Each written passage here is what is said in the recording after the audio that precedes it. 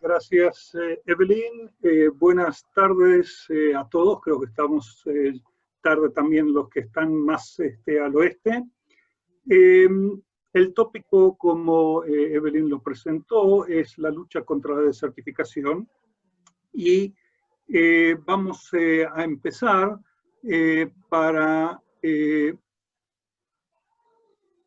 con nuestra presentación. Muy bien. La verdad que esta es mi primera conferencia web y espero que esté apretando los botones correctos. La desertificación es un problema global, pero vamos a ponerlo en perspectiva y aprovecho ahora que aparecen algunas slides en inglés, casi todos traté de traducirlos. Y me disculpo de antemano por los acentos que por aquí y por allí pueden estar mal o que me haya olvidado. Y los que son originales, por ejemplo, como este, que es parte de la Convención para Combatir Desertificación, dejo el original.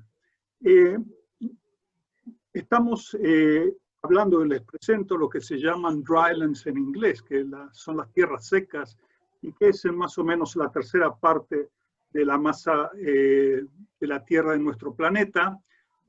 Es una era muy importante, y ustedes abajo pueden ver a qué porcentajes de la población está, que es más o menos la tercera parte.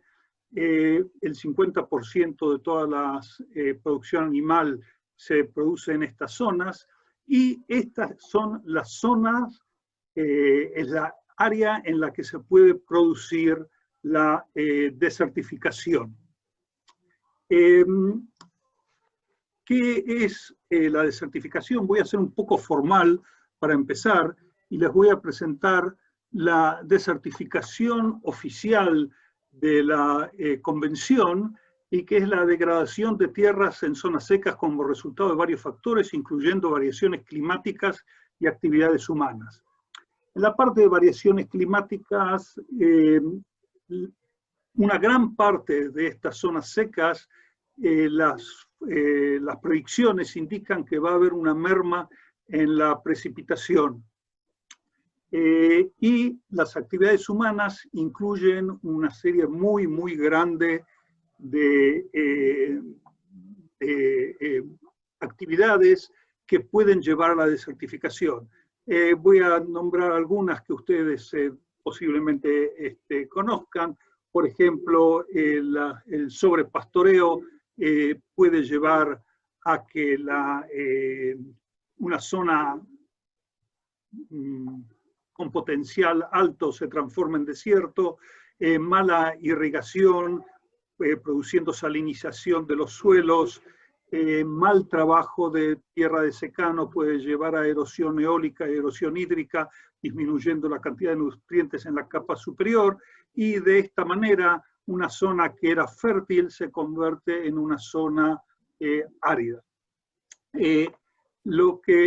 La degradación de tierras también en este contexto fue definida como la reducción o pérdida de la productividad biológica o económica, y en todos tipos de superficies, y es importante incluir aquí los bosques y las tierras arboladas. Con esta definición hay un poco de problema, porque nos podemos imaginar que hay pérdida de la productividad biológica, pero por cuestiones económicas, lo que nosotros estamos produciendo, el precio sube. En estas condiciones, por ejemplo, económicamente no habría degradación, pero sí habría degradación biofísica. Yo creo que vale la pena siempre hablar de la degradación biofísica y no entrar en la parte económica, que puede ser un poco problemática. La convención fue creada porque este problema de desertificación es un problema serio que afecta a un área muy grande. Los números varían, pero estamos hablando de algo cerca de 10 millones de kilómetros cuadrados que ya fueron afectados a nivel global por el proceso de desertificación. En esta zona unos 250 millones de personas ya fueron afectadas por la desertificación, y lo que se estima, si bien todas estas estimas hay que tomarlas con un grano de sal, que en 2045 más que el triple de este número de personas van a ser afectadas, y esto produce, eso es una de las series problemas, produce migraciones masivas que pueden tener consecuencias políticas tremendas. Las Naciones Unidas también tiene sus objetivos, y básicamente es crear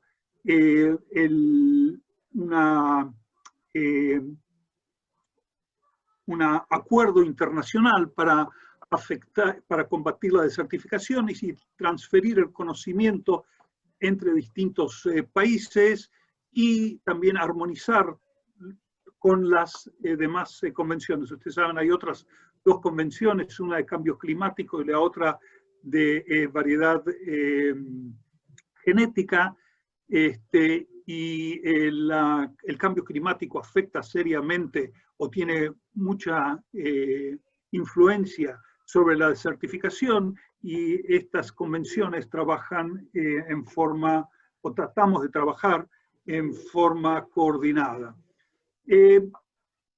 Como se habrán dado cuenta de mi pequeña introducción, es que la desertificación puede ser el resultado de casi diría un sinnúmero de actividades humanas, y también parte de los cambios climáticos. Y es imposible dentro de tratar de resolver todos los problemas. Yo me voy a referir en forma específica a la productividad y los recursos hídricos, porque en la mayor parte de los casos la desertificación es el resultado al final de que no hay suficiente agua como para producir lo que se producía antes de que empiece este proceso de desertificación. Siendo así el caso, es interesante, o se me ocurre que casi podría ser obligatorio, ver cómo afrontan la situación de vivir en situaciones con falta de agua en las zonas áridas o desérticas en el mundo. Y aquí les presento un mapa del Medio Oriente, que como ustedes ven, todo lo que no es verde es básicamente desierto. Y el punto rojo indicado aquí es el lugar donde está el Instituto de Investigación del Desierto Blaustein, del cual yo soy un miembro. Si nos acercamos un poquito, tenemos aquí el mapa a la izquierda es político, que no nos interesa, el mapa a la derecha, donde aparece el punto rojo BIDR, que son las siglas de mi instituto, está en la zona amarilla, que es una zona que recibe menos de 200 milímetros de precipitación en forma anual. Normalmente lo que se asume es que para hacer agricultura de secano hace falta 250 milímetros, quiere decir que esta es una zona en la que inclusive la agricultura de secano no es posible o recomendable. Pero no es solo la cantidad total de precipitación. Acá tenemos la precipitación anual medida en una ciudad de Afdat, sobre la que vamos a volver a hablar un poco más tarde, a lo largo de los últimos 50 años. Y lo que ustedes ven es que no solo la precipitación es bastante escasa, sino que hay una tremenda variabilidad. Hay años que podemos tener 30, 40 milímetros y el año siguiente podemos tener 160. Esto que nosotros asumimos que era también así en tiempos históricos. No tenemos obviamente métodos directos de ver si realmente era así, pero todo indica que más o menos esta variabilidad, que es característica de las zonas áridas, también fue así en zonas históricas. Y entonces es muy llamativo encontrar dentro de este desierto restos de ciudades Y aquí lo que ustedes ven en la parte superior de la colina es una ciudad, la ciudad de Avdat, que aquí vemos de vista de pájaro la ciudad. Esta ciudad era parte de lo que se llamaba el Imperio Nabateo, que empezó unos cientos de años antes de la era común y fue después absorbido por el Imperio Bizantino. Los restos arqueológicos que se ven aquí son del Imperio Bizantino, pero los nabateos vivían en esta zona y eran básicamente comerciantes, llevaban bienes desde el este hasta el puerto de Gaza, donde eran transferidos a Europa, y era un muy buen negocio, y los nabateos vivían muy bien.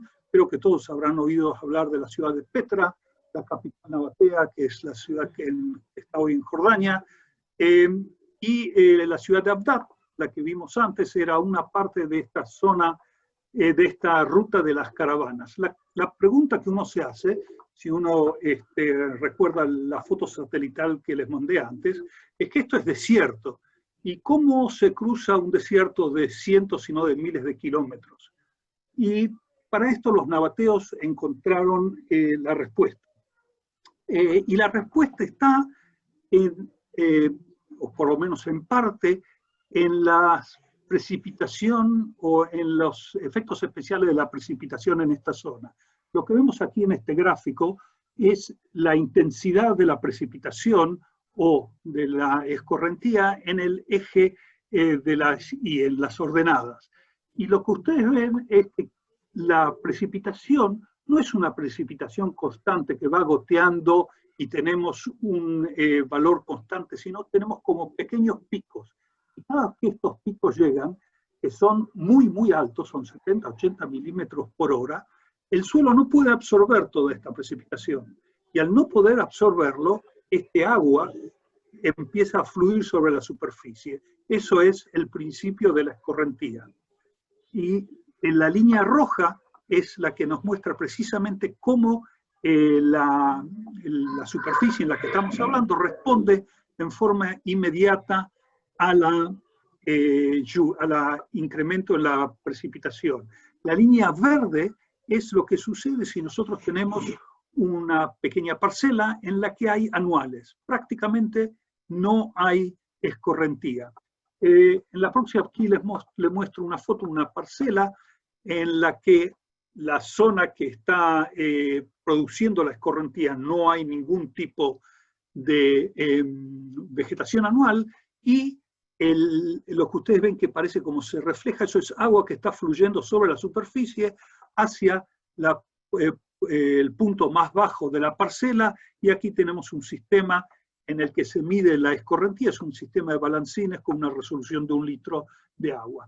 Aquí esto es una pequeña parcela, pero ¿qué es lo que pasa cuando lo que tenemos no es una pequeña parcela, sino lo que tenemos es una superficie natural grande? Lo que se produce es entonces, son inundaciones. Esto es también muy cerca de la ciudad de Avdat, es una atracción turística, porque ahí tenemos, ¿cómo se llama?, cataratas en medio del desierto, pero este agua básicamente se pierde. Los nabateos, una vez que llegaron los romanos a la zona, y les empezaron un poco a arruinar el negocio del transporte, porque el Mediterráneo era el Mare Nostrum y no se podía comerciar libremente, utilizaron su comprensión de este agua para llenar las cisternas. Esto es un paisaje típico de lo que nosotros vemos en el Negev y también en otras zonas desérticas aledañas. Si nos acercamos y vemos lo que pasa aquí adentro, lo que encontramos es una cisterna. Y en esta cisterna lo que juntamos es, o lo que en nabateo juntaban, era el agua de escorrentía. Y este sistema de cisternas está distribuido a todo lo largo de las rutas de las caravanas. Y esto es lo que posibilitó a los nabateos transportar a través de grandes distancias por el desierto bienes, porque sabían dónde parar y dónde dar agua a sus animales. Y por supuesto, esto era un secreto bien guardado que no se lo comentaban a nadie. Todo este sistema, como dije, funciona bien hasta que llegaron los romanos y un poco les arruinaron el asunto del comercio. Entonces, los nabateos utilizaron esta misma técnica, pero en vez de llevar el agua a cisternas, la canalizaron a granjas en las que tenían parcelas que estaban construidas a lo largo de vadis o ríos secos. Y lo que ustedes ven aquí, esto es la granja que está construida a los pies de la ciudad que les mostré anteriormente. Y aquí la escorrentía fluye de izquierda a derecha y va llenando sucesivamente cada uno de las parcelas. Las parcelas están construidas de tal manera que las paredes retenes permiten retener para cada evento de escorrentía 50 centímetros, 500 milímetros. Quiere decir que cuando tenemos una precipitación muy pequeña, que puede ser 6 milímetros, pero la escorrentía de un área grande es concentrada en cada una de estas parcelas, nosotros podemos concentrar 500 milímetros. 500 milímetros es más o menos la precipitación anual, en el caso nuestro sería en el centro del país o en cualquier otra zona, algo que permite hacer agricultura de secano muy buena.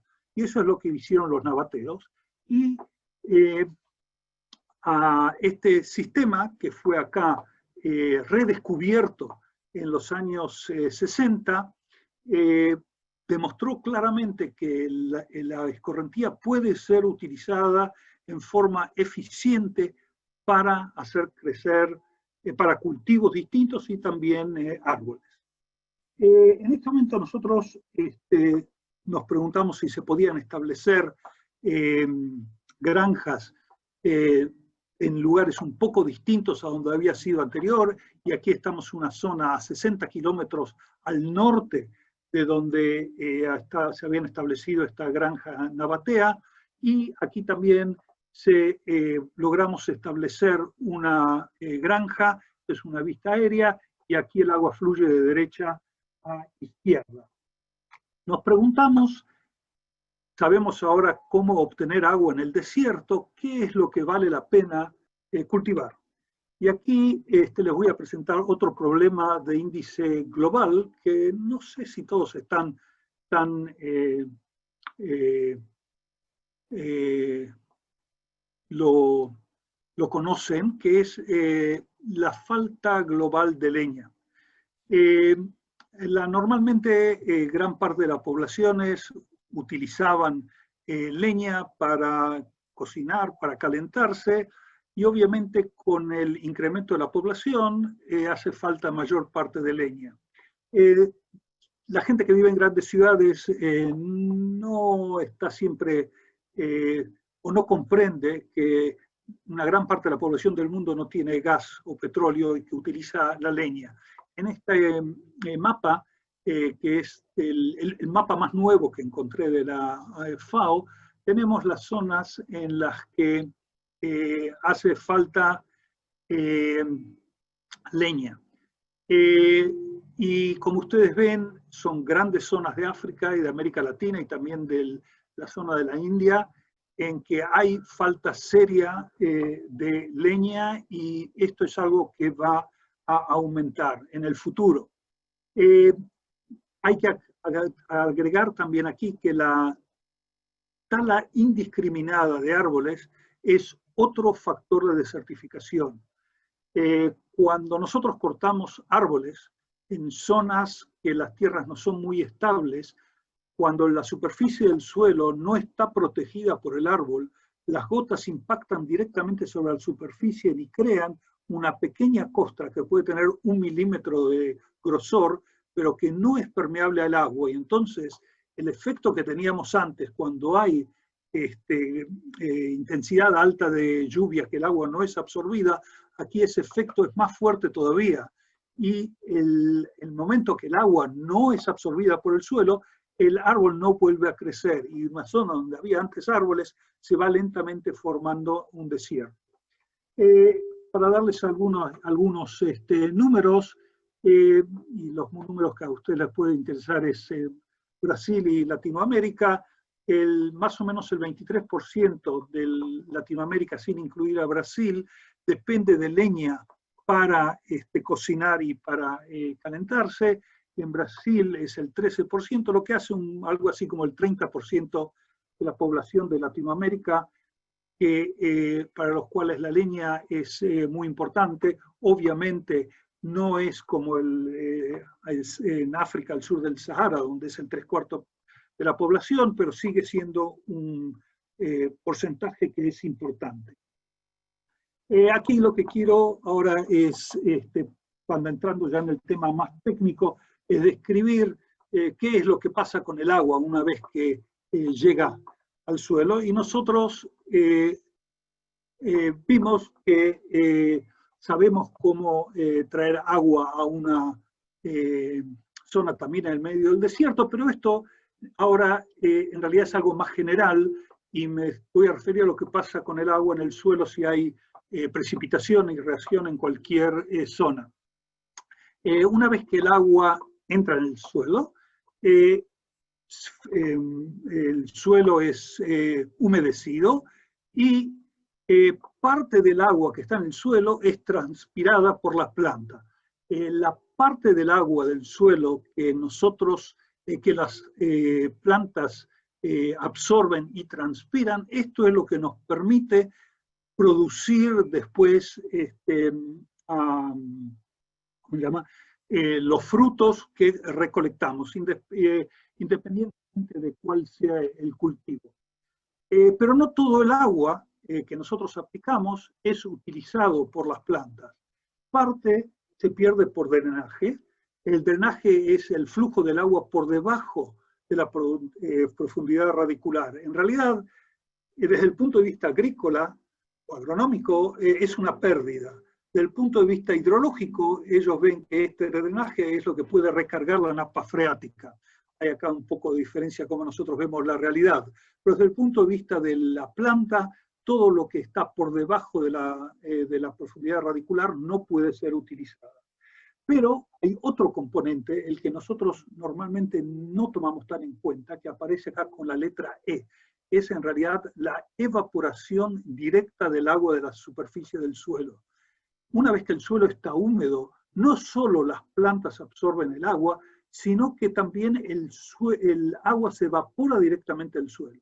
La fracción que se evapora depende de una serie de factores, de qué tipo de cultivo, de la densidad, cuál es el contenido de agua en la superficie, pero esto es una pérdida neta que nosotros no estamos interesados en que suceda, porque si nosotros, como les mostré antes, en el medio del desierto, nosotros nos tomamos el trabajo de juntar agua de una gran área, llevarla a una pequeña parcela, lo que queremos es maximizar la producción por unidad de agua recogida. Y lo que queremos es minimizar esta evaporación. La evaporación y transpiración después se mezclan porque es vapor de agua y lo que llamamos evapotranspiración es lo que se mide por una serie de instrumentos sobre las capas de cultivo. Voy a referirme en esta charla a 3 tipos de sistemas en los que nosotros tratamos de minimizar las pérdidas por evaporación y al mismo tiempo producir los cultivos que nos interesan. El primero que me voy a referir es la agroforestación, que es en realidad un cultivo intercalado entre hileras de árboles y que es irrigada con aguas de escorrentía. Es una agroforestación especial, es distinta que la agroforestación clásica, que sería el café. Esto es una agroforestación en zonas desérticas. Esquemáticamente, ¿qué es la agroforestación? La precipitación sobre una área produce escorrentía y la escorrentía nosotros la recogemos en una cuenca que está rodeada por una pared de retén. El agua llega aquí, percola en el suelo y aquí es importante decir.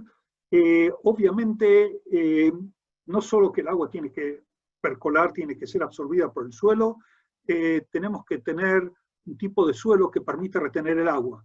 Por ejemplo, un sistema en suelo arenoso que no retiene el agua, obviamente no puede ser utilizado para un sistema agrícola en el que tratamos de mantener la escorrentía. El sistema agroforestal en sí, lo que tenemos acá, hileras de árboles, entre las cuales plantamos un cultivo intercalado.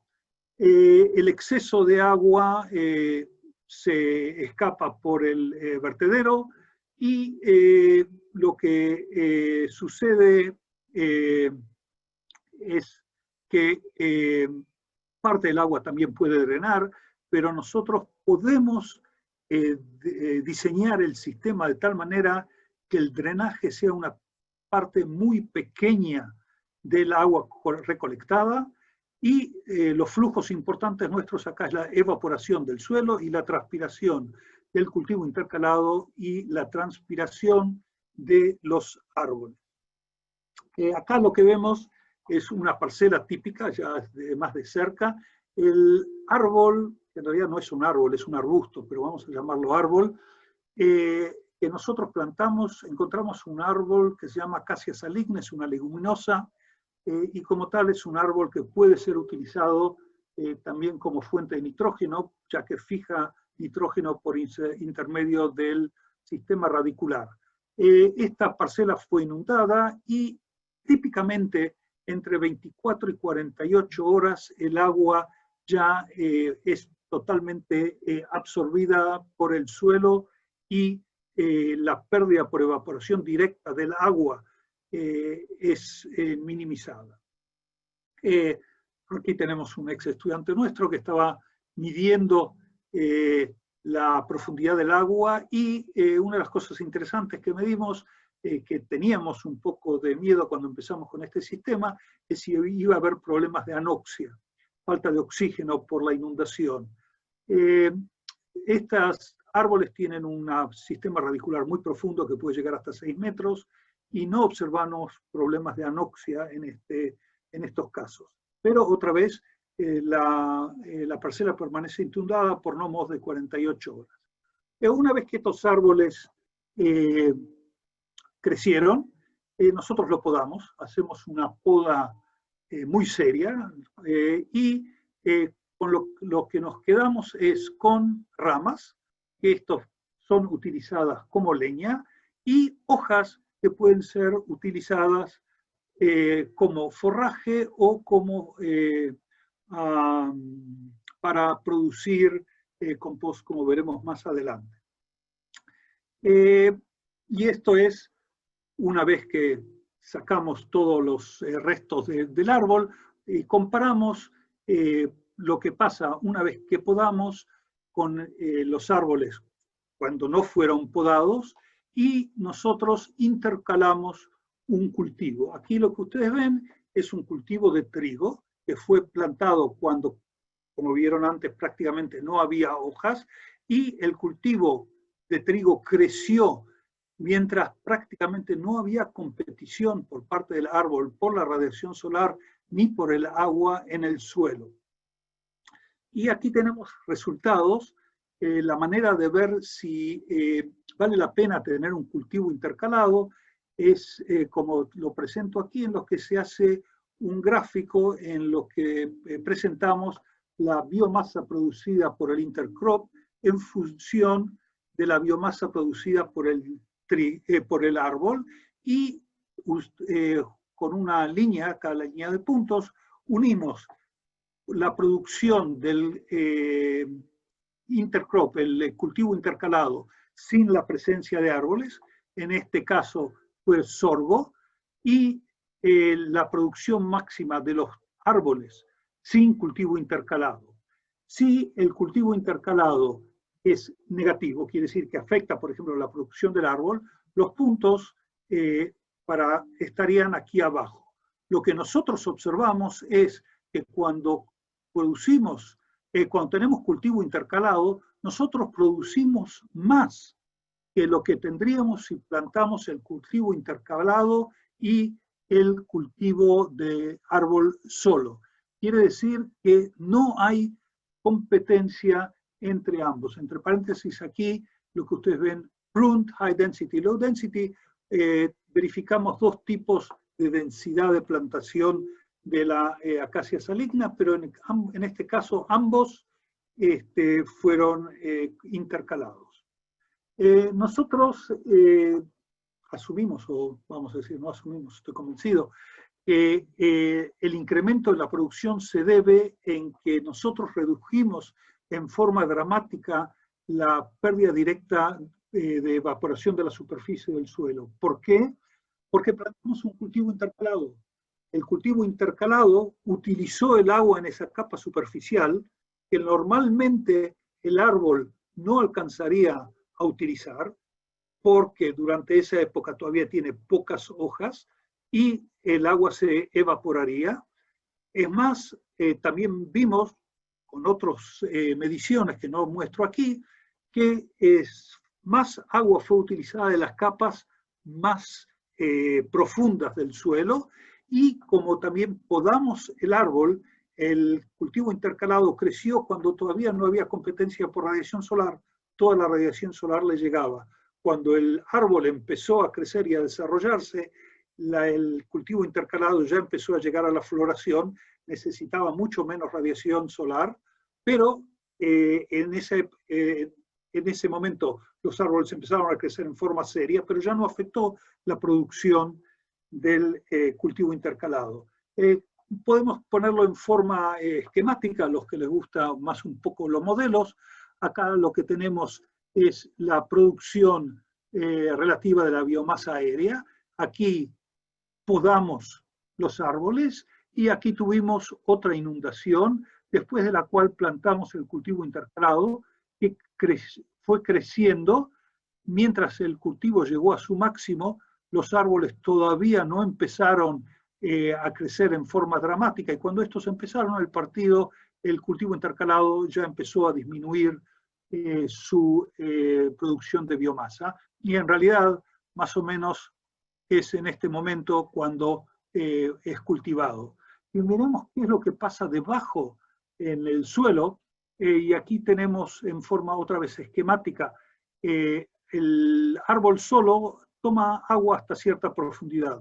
Cuando nosotros tenemos un cultivo intercalado, cuando el árbol empieza a desarrollarse, ya no hay agua en la capa superficial y el árbol está obligado a aumentar la profundidad del suelo, donde las raíces exploran el suelo, y por eso toma más agua.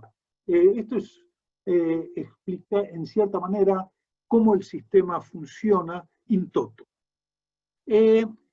Pero nosotros podemos mejorar este sistema y decidir que no todas las hojas son utilizadas para forraje. Entre paréntesis, acá tengo que admitir que, por ejemplo, en el caso de las acacias, tratamos de dárselas a ovejas y cabras, y la verdad que más o menos se tenían que estar muriendo de hambre para comerlo, y no es un forraje muy eficiente porque no tienen en el rumen los sistemas, los microbios necesarios para descomponer los compuestos que tienen nitrógeno.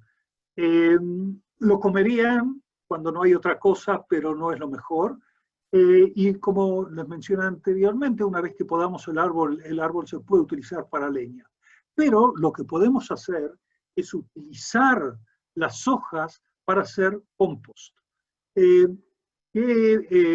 ¿Por qué es una gran ventaja? Porque este es, como ya manifesté anteriormente, esto es una leguminosa que absorba nitrógeno por intermedio del sistema radicular, y lo que tenemos acá en realidad son hojas que tienen nitrógeno gratis. Si estas hojas nosotros las compostamos y las podemos agregar al suelo, después en esta zona entre las hileras podemos producir más de lo que producíamos anteriormente. Y nosotros testeamos esto en un experimento de campo.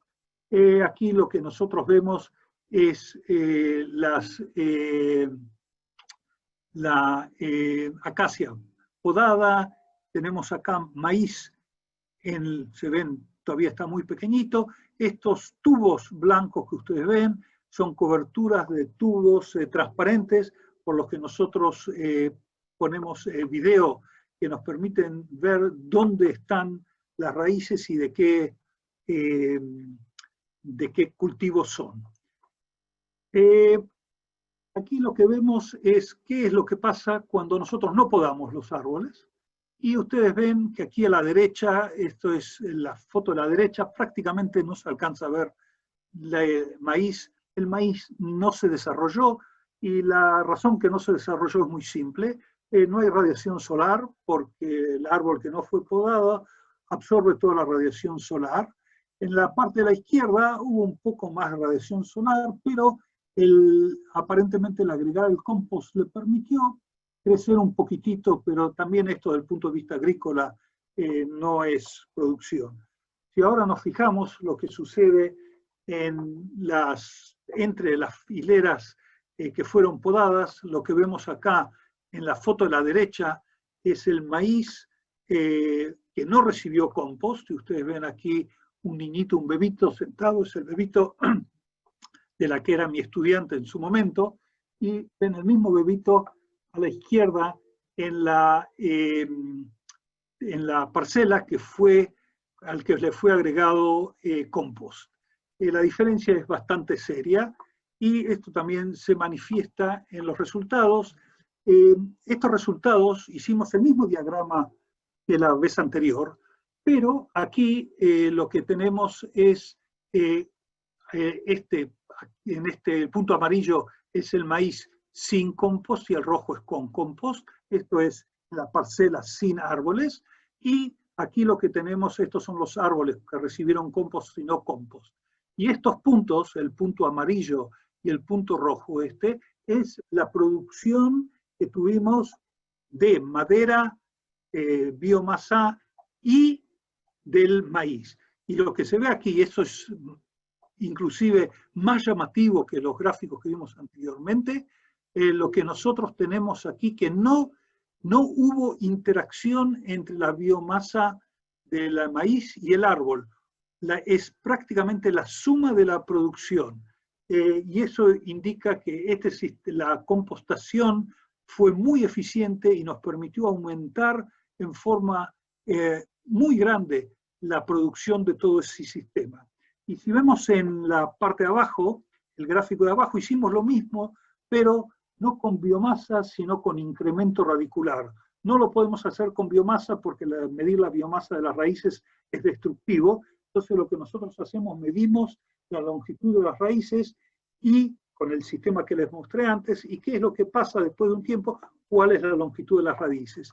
Y lo que nosotros vemos es que este punto aquí hubo un aumento en la longitud de las raíces de los árboles debido a la presencia del cultivo intercalado, que es exactamente lo que nosotros pensamos que iba a suceder, y este agregado se da en la capa inferior, por debajo de donde había raíces cuando el árbol no estaba intercalado. Quiere decir que este sistema de agregar compost es muy eficiente en términos de producción. Pero es más, este sistema también es muy eficiente en términos de mantener el nivel de fertilidad. Me voy a referir solamente a esta línea que dice acá pruned trees plus compost, y la que está marcado acá de amarillo abajo, pruned trees plus maize plus compost. Estos son árboles más compost, y acá es árboles más maíz más compost, y lo que tenemos en la columna de la izquierda corresponde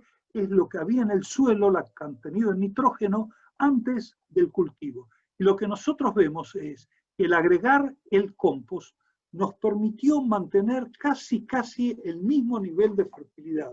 Esto es extremadamente importante porque normalmente cuando nosotros cultivamos maíz, trigo, lo que sea, hay que darle fertilizante al suelo para mantener el nivel de productividad.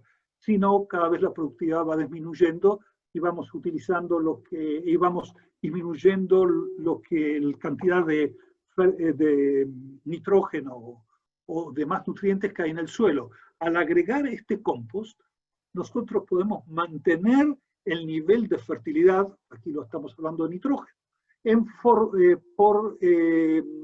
más o menos constante.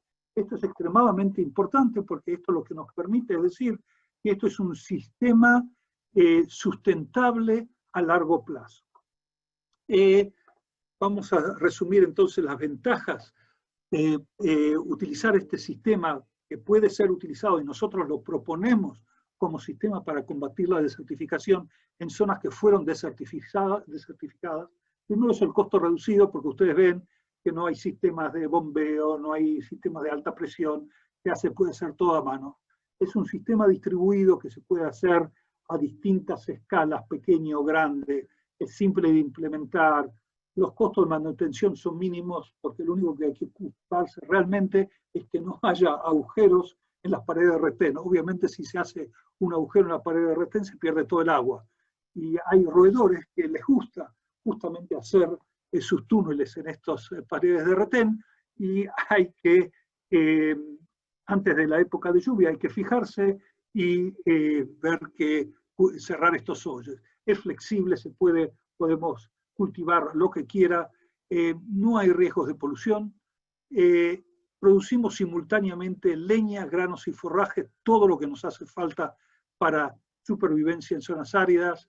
La compostación nos permite aumentar la eficiencia con la que utilizamos el agua y asegura además la sustentabilidad del sistema. Creo que es un sistema formidable para zonas en las que no hay infraestructura física o capital que permita utilizar las técnicas más sofisticadas que nosotros conocemos. Voy a pasar ahora a otro sistema de uso de la escorrentía para casos en los que la geomorfología no permite establecer tipos de parcelas como mostré anteriormente. Y hablamos ahora de parcelas más pequeñas, como la que mostré al principio en la que se veía la escorrentía, el área que produce la escorrentía es típica de 100, 300 metros cuadrados, la escorrentía fluye a lo largo de 10, 20 metros, y el área en el que se colecta la escorrentía tiene unos 100 metros cuadrados, unos 10 metros cuadrados más o menos. Tenemos de vuelta el mismo problema, parte del agua es transpirada por la planta, parte del agua se evapora. Y aquí les vuelvo a presentar una microcuenca típica.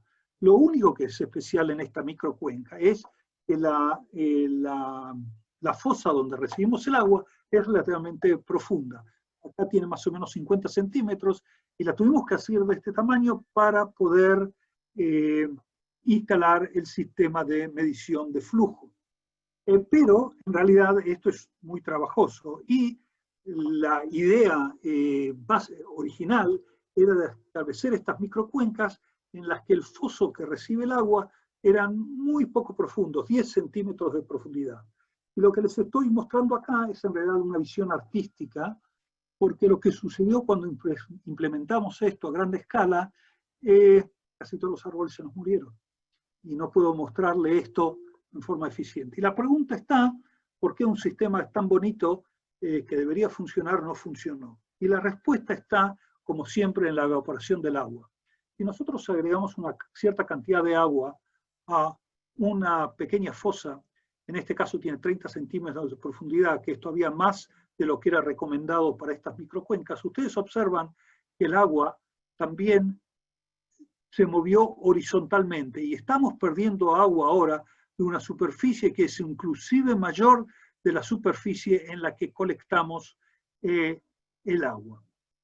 Si hacemos un foso más profundo, obviamente acá se moja menos, y si vamos hasta 70 centímetros, observamos que la superficie del suelo no es humedecida, acá hay ascensión capilar, pero básicamente la superficie que pierde agua no es mayor que el diámetro.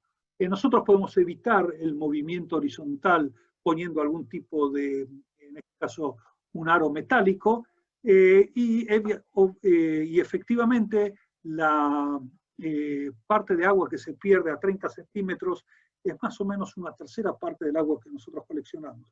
Si el sistema estaba diseñado asumiendo que todo el agua que nosotros producimos iba a ser utilizado por los árboles, al perder una tercera parte, obviamente el sistema no funciona. Es por eso que nosotros propusimos un sistema distinto.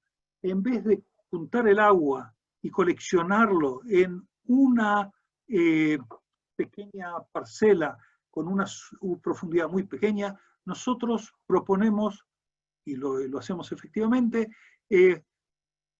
coleccionarlo en una zanja que puede parecer una trinchera, que puede ser relativamente no una trinchera, una zanja angosta. Si la zanja es angosta y relativamente profunda, el agua no va a mojar la superficie del suelo, y una vez que el árbol empieza a desarrollarse, prácticamente la radiación solar no va a llegar a la parte inferior de esta zanja, y de esta manera minimizamos la evaporación del agua. Acá tenemos un ejemplo. Aquí esto se puede hacer a mano, pero vale la pena ya hacerlo con algún tipo de instrumento mecánico, como hicimos nosotros en este caso.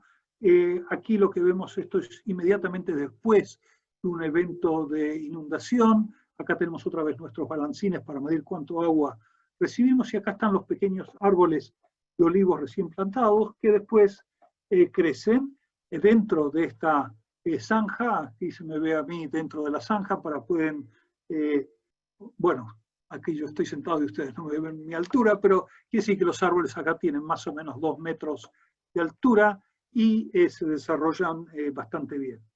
Nosotros medimos por utilizando una serie de técnicas, qué fracción del agua se evaporó cuando comparamos la microcuenca convencional con la zanja. Y lo que nosotros vemos aquí, la línea roja corresponde a la microcuenca convencional y la verde a la zanja que nosotros proponemos. Nosotros vemos que la microcuenca se evaporó una cantidad muy grande de agua comparado con la zanja, que es lo que era nuestra hipótesis. Esta diferencia en la cantidad de agua que no fue utilizada por evaporación puede ser utilizada para los árboles en la zanja para producir biomasa. Esto, y es un sistema, como ustedes vieron, los árboles funciona bastante bien. Para implementarlo hay que tener en cuenta la geometría de la zanja para que cuando el agua fluye no produzca erosión, pero en forma básica es un sistema más eficiente que coleccionar el agua en microcuencas. Voy a pasar ahora a otro sistema en el que creo que también es un sistema muy eficiente para combatir la desertificación, pero aquí el agua no necesariamente tiene que ser agua de escorrentía, puede ser agua de cualquier tipo. Y lo que nosotros decidimos es tratar de minimizar, o en realidad hacer cero, la evaporación de agua cuando irrigamos, o por goteo, como vemos acá a la izquierda, o por intermedio de acequias entre las hilas del cultivo.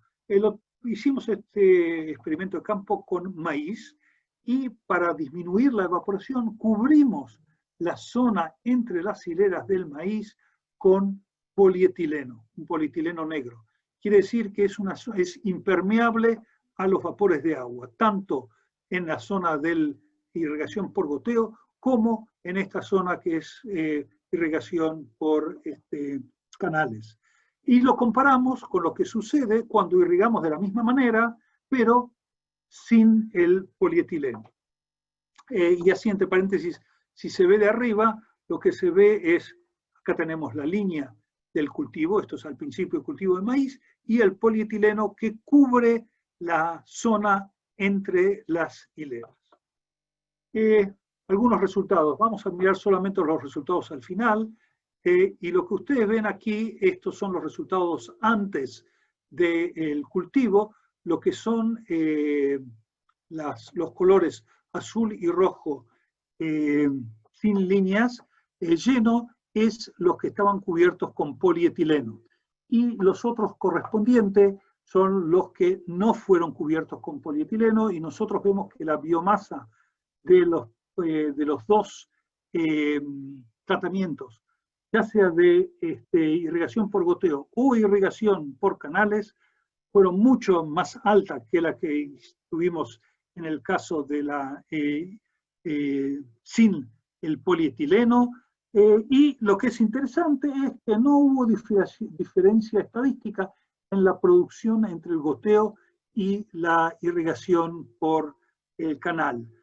Si nosotros vemos cuánto agua fue consumida, vemos que la consumición de agua, en este caso consumición de agua, consumptive water use en inglés, es todo el agua que se perdió del perfil, quiere decir es transpiración más evaporación, es más o menos similar, no había grandes diferencias, lo que quiere decir, y como aquí no hubo evaporación, quiere decir que aquí todo el agua que en ambos cultivos que no fueron cubiertos por polietileno se perdió por evaporación. En este caso, los cultivos con polietileno, las plantas lo utilizaron.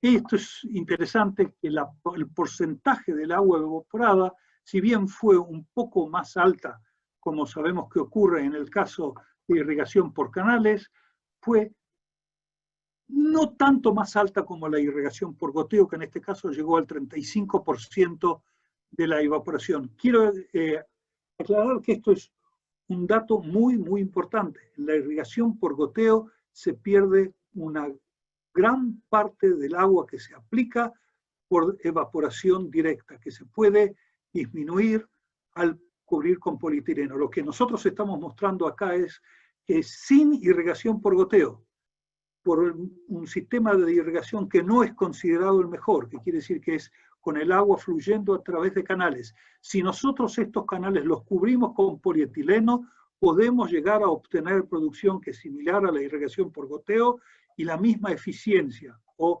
inclusive puede ser un poco mayor. El polietileno no tiene por qué ser a nivel industrial, se pueden poner inclusive restos de polietileno, ir cubriendo pedazos con distintos tipos de polietileno, no tiene que ser exactamente lo mismo. Una técnica muy simple, pero que permite aumentar la producción si mantenemos los mismos superficies que habíamos irrigados antes, o con un mismo volumen de agua irrigar una superficie mayor. Creo que esto es muy importante para los pequeños productores que tienen pequeñas parcelas detrás de su casa, periurbanas, pequeños productores. Esto puede aumentar dramáticamente la producción y asegurarlos, inclusive en condiciones en las que hay poca agua, producir lo máximo que se puede. Voy a resumir entonces todo lo que les estuve contando. Las pérdidas de agua por evaporación fueron, en los tres casos en los que describí, fueron importantes, y al minimizarlas, nosotros aumentamos la eficiencia del sistema. Cuando reducimos la evaporación, obviamente nosotros aumentamos el volumen de agua disponible para los cultivos que plantamos, y aumentamos también la eficiencia en el uso del agua. Las tres técnicas que les describí requieren distintos niveles de inversión, pero pueden ser adaptadas a las posibilidades de los varios grupos de poblaciones en los distintos lugares. Y aquí viene algo que es interesante para nosotros aquí, me imagino que también debe ser interesante en Latinoamérica. La reducción de la pérdida de evaporación directa puede, o es del orden que se espera que va a haber la reducción en la precipitación por cambio climático. Quiere decir que nosotros podemos, usando menos agua, producir lo mismo, inclusive bajo condiciones de menor precipitación.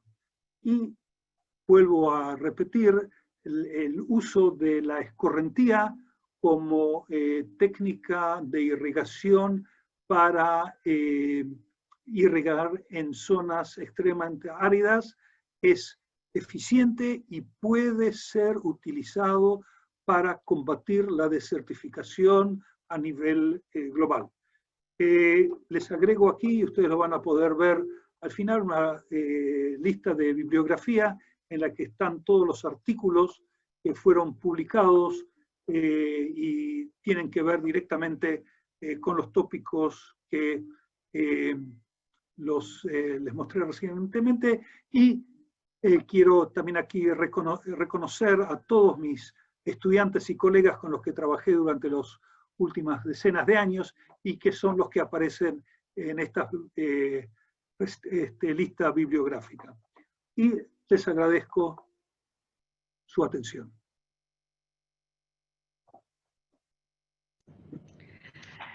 Bueno, muchas gracias, profesor Berliner.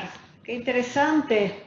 Va a haber que ir a visitarlo más seguido allá a la zona del Negev. Están haciendo cosas muy lindas. Bueno, le cuento que tenemos 85 personas escuchando su charla y algunas consultas aquí. Alguien preguntó si se podían usar más de un cultivo, si se podía intercalar trigo y maíz, por ejemplo, juntos. Sí, en principio no hay problema. Hay que ver si, no sé si el trigo y el maíz, desde el punto de vista climático, se pueden plantar al mismo tiempo, pero es una cuestión de probar y ver si es eficiente. El trigo tiene normalmente un sistema radicular más profundo que el maíz, y hay que ver si este sistema va a interferir con el árbol. Depende obviamente de qué tipo de árbol plantamos y también la profundidad a la cual podemos humedecer el suelo. Obviamente, para que el sistema funcione, nosotros tenemos que humedecer el suelo a una profundidad tal que el árbol pueda extraer agua sin competir con el cultivo intercalado. Muchas gracias. Un comentario, ahí tenemos gente de El Salvador y entre ellos un amigo, Diego. Yo no sé si has visto fotos de los últimos días en la zona de Centroamérica, unas terribles inundaciones, algo horrible. Y Diego nos cuenta aquí que en El Salvador tenemos problemas con respecto a la corta de bosques que se están haciendo desérticas y se está ocasionando estragos cuando llueve. ¿Algún comentario, Pedro? Sí, muchas gracias por el comentario que viene y muestra justamente el punto que presenté al principio de mi exposición, es que la tala indiscriminada lleva a la formación de costras en la superficie del suelo que limitan la infiltración y por eso se producen las inundaciones. Por un lado se producen los desastres en las zonas inundadas y en las zonas en las que se genera la escorrentía no hay agua en el suelo para regenerar los bosques. Es un problema serio. Tenemos José, que va a ser interesante que sigan manteniendo el contacto, pero la primera pregunta de José fue si en la región mediterránea íbamos a tener problemas de falta de leña. Bueno, la leña no es el mayor, bueno, hay que, vamos a decir, ¿cuál es la zona mediterránea? El Mediterráneo es el sur, el Mediterráneo norte es el sur de Europa, que no hay un problema de leña muy seria. En el Mediterráneo este es Turquía, Líbano, Israel y en cierta parte Egipto. hay en Turquía, en parte de las zonas más interior del país, sí hay problemas de deforestación y el gobierno turco está haciendo muchos esfuerzos para reforestar utilizando escorrentía, entre paréntesis. En otras partes hay ahora yacimientos de gas en el este del Mediterráneo y también en la parte Mediterráneo Sur, en el norte de África. Entonces, la leña es un problema mucho menor que la que es al sur del Sahel. Ahora, José parece que tiene una investigación interesante y los invito a tomar contacto. Él intentó o introdujo argán en el sur de España y creo que está muy de acuerdo con lo que ustedes están haciendo, así que José, ahí tiene un colega en la zona del Negev, en Beersheba, pónganse de acuerdo y sigan el contacto, ¿ok? Con gusto. ¿Algún comentario sobre argán en España, Pedro? O la introducción de argán. Yo sé que hay gente que está tratando de introducirlo en Israel. Creo que tuvieron éxito, pero no puedo comentar más de eso, porque yo personalmente nunca estuve involucrado. No hay grandes extensiones todavía, pero sé que es un cultivo que tiene gran potencial económico. Bueno, yo visité, es una pequeña parcela allí perdida en el medio del desierto,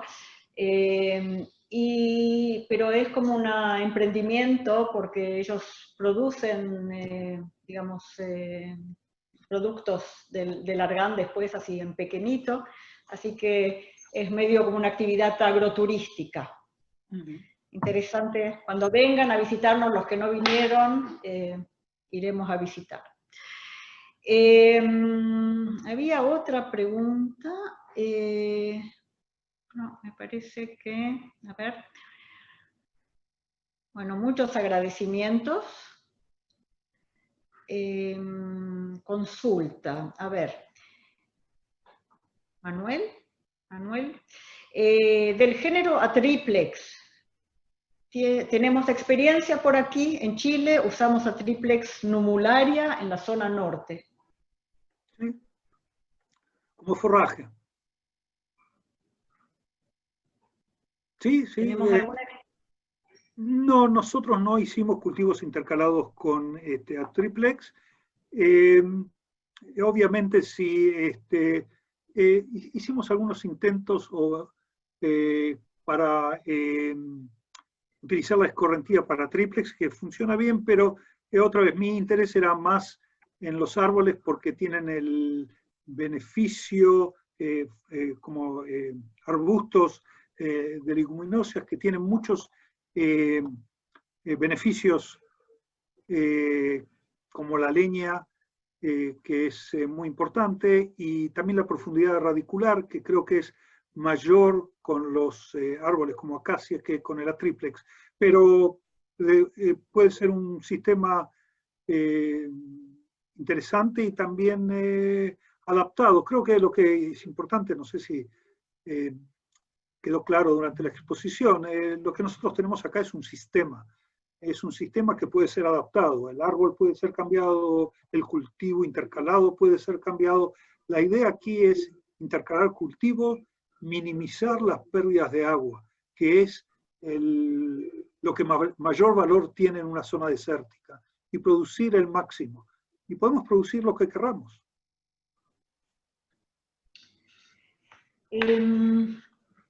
¿Cuáles son los tipos de suelos en los que se podría aprovechar la escorrentía? Bueno, eso es una muy buena pregunta. Primero voy a decir dónde no podemos utilizar. Lo manifesté durante la exposición. Suelos arenosos no nos pueden, no lo vamos a utilizar para retener la escorrentía por la simple razón que la arena no retiene la escorrentía, el agua simplemente va a percolar y llegar hasta la napa freática si hay, o si no, hasta una profundidad a la que los árboles no llegan. En ese caso no tiene ningún sentido coleccionar la escorrentía. Suelos que tienen muy alto contenido en arcilla pueden ser problemáticos, porque la percolación va a ser muy lenta. La percolación lenta, una vez que se colectó la escorrentía, va a resultar en que tenemos como una pileta de la cual el agua se va evaporando día tras día, porque va a llevar mucho más tiempo que el agua percole de que en el suelo en el que yo le mostré. Lo ideal, yo diría el suelo ideal sería tipo suelo Loess, que tienen un, no sé, 20% de arcilla y tienen una conductividad hidráulica relativamente buena, pero también retienen el agua. Eso sería el ideal, y es en las zonas en las que había este suelo Loess en que esta agricultura nabática bizantina floreció, y no en otras zonas. Y también siempre se implementó en zonas en las que la capacidad de retención hídrica del suelo y la conductividad hidráulica estaban bien balanceadas. Gracias. Un comentario y pregunta. Muchas especies agroforestales compiten con los cultivos anuales. En realidad, ¿cuáles serían las especies que ustedes recomendarían? ¿Cuáles serían las más apropiadas para usar? Bueno, voy a... el problema no es solo la especie. El problema es la relación entre la profundidad del suelo que fue humedecido y las distribuciones radiculares. Por ejemplo, en la zona en Kenia trataron sistemas agroforestales similares a los que yo les describí y no fueron eficientes porque no se producía más. El problema es que lo trataron de implementar en una zona que en la precipitación era precipitación no muy baja, pero eran lluvias de 10, 15, 20 milímetros cada 3, 4 días. Esa precipitación lo que nunca hizo fue mojar el suelo a una profundidad grande. Entonces, las raíces del cultivo intercalado y de los árboles estaban en el mismo intervalo de suelo y competían entre ellos. No interesa qué especie era, competían porque las raíces estaban en el mismo intervalo de suelo. Si nosotros, lo que nosotros hicimos es humedecer el suelo en forma más profunda, el árbol siempre va a poder producir raíces y extraer agua de las capas profundas, si bien el cultivo intercalado le utilizó todo el agua de la capa superficial. Entonces, lo que nosotros tenemos que adaptar es cuáles son los sistemas radiculares de los sistemas que vamos a intercalar y saber que tenemos que coleccionar o humedecer el suelo a una profundidad tal que el árbol, las raíces del árbol no compitan con el cultivo intercalado. No hay ahí, es una relación entre cultivo, árbol y, no sé, precipitación o escorrentía.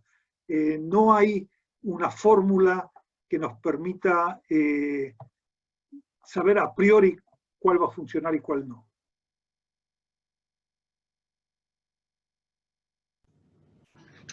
Perdonen, de vez en cuando me olvido de cerrar el micrófono.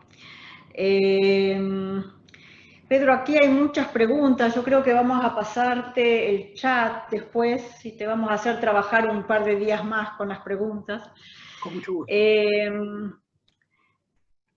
Pero hay una pregunta, por ejemplo, de la zona de Chihuahua, en México, si en realidad se podría usar este sistema para restaurar pastizales desérticos. Bueno, Chihuahua no sé, pero yo estuve hace un año en Hermosillo, en Sonora, y efectivamente eso es lo que hicimos.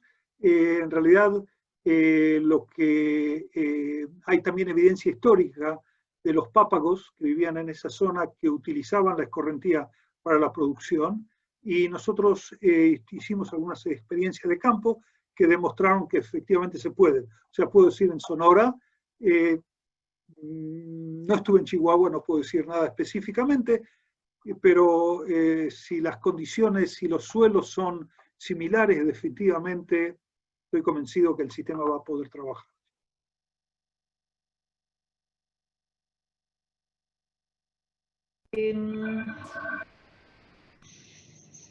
Bueno, acá piden una opinión.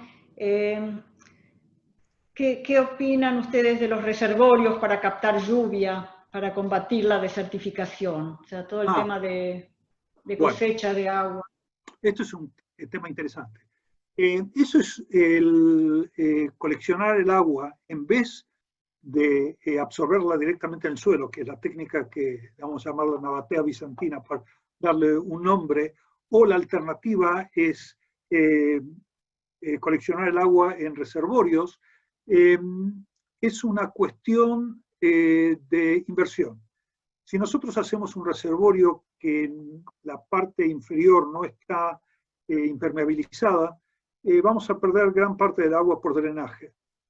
Si lo que nosotros queremos es irrigar los cultivos durante la época en la que no hay lluvia y el reservorio no está protegido de la radiación solar, se va a perder gran cantidad de agua por evaporación directa. Por ejemplo, en esta zona, en la que también hay reservorios, nosotros estamos perdiendo agua a razón de 180 milímetros por mes, que es muchísimo agua. Cuando nosotros la tenemos, almacenamos el agua en el suelo y el suelo lo trabajamos de tal manera que no hay continuidad hídrica entre la parte húmeda y la atmósfera, prácticamente no perdemos agua. Obviamente los reservorios se pueden impermeabilizar la parte inferior y cubrir con paneles solares, como se ha propuesto ahora, lo que obviamente entonces el agua no se evapora, se puede utilizar para producir energía y con el agua irrigar. Simplemente es una cuestión de fondos para implementar la técnica. Bueno, creo que vamos a terminar con esta pregunta. ¿Qué pasa cuando en una región no llueve nada entre 3 a 5 meses? Bueno, no les comenté. Donde hicimos todos estos experimentos, no llueve prácticamente de marzo a octubre. Quiere decir que son entre 7 y 8 meses que no llueve nada. O sea, ese es todo el asunto cuando nosotros tenemos árboles y podemos almacenar suficiente agua en las capas profundas, los árboles se mantienen activos hasta el fin del verano, hasta que comience la próxima época de lluvia. Obviamente, acá la parte clave es que hay que almacenar suficiente agua en la parte profunda del suelo para que los árboles puedan sobrevivir todo el verano.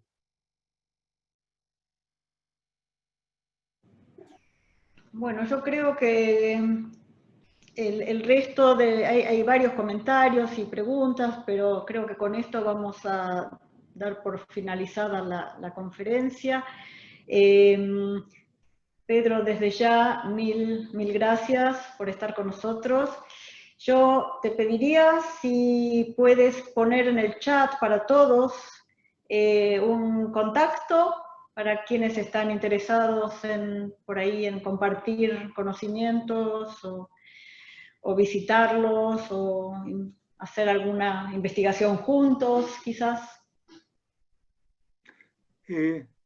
Bueno, me vas a tener que explicar cómo se hace, poner mi dirección en el chat, pero con gusto. Abajo tú tienes chat o dicta. Chat. O díctalo, nosotros lo escribimos. No, acá veo que puedo escribirlo. Type message here.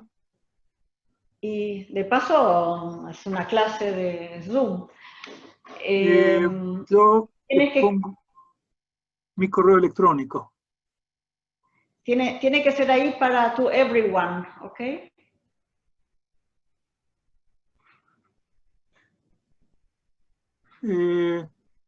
Sí. No, acá pone privately. ¿Cómo? No. To everyone hay una flechita para poner ahí to everyone. Sí, lo vuelvo a escribir porque dice para todos. Bueno, entre tanto, les recuerdo a todos, la conferencia ha sido grabada y la subiremos a nuestra página de YouTube. Probablemente mañana ya la encuentren ahí. Entre tanto, les cuento que aquí son las 9 de la noche, ¿ok? Así que mañana en el YouTube, ahí se los pusimos en el chat. Bueno, gente, ha sido un placer tenerlos con nosotros, me encanta ver a muchísima gente amiga. Visítennos en el Facebook, para aquellos que estuvieron hace muchos años con nosotros, por ahí ni saben de que tenemos un Facebook entre tanto. Ahí están publicadas nuestras próximas actividades, ahora estamos muy activos en el Zoom, hay que aprovechar.